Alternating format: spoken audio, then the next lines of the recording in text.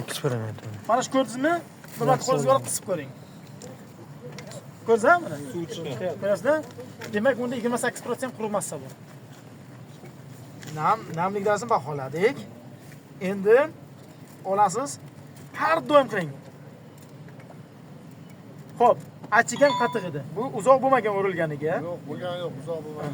Uzoq bo'lgan yo'g'ilgan, hali bu his qilishingiz kerak buni. Bu davom etish kerak. Havo kirgan ham o'sha achigan qatiq edi. Bundan nonni kelish kerak. Aslida chiroyli bo'lgan payt nonni kelish kerak. Demak, endi umumiy baholashga qaraydigan bo'lsak, zo'r mayda o'rilgan. Zo'r mayda o'rilgan.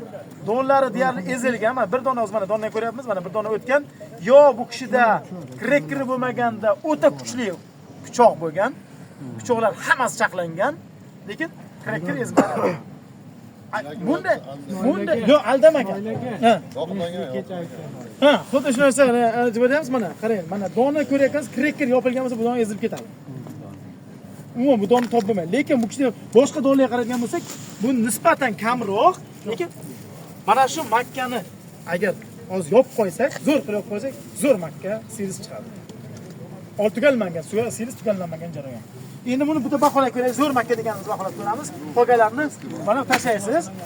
Taxminan 1 kilo oling.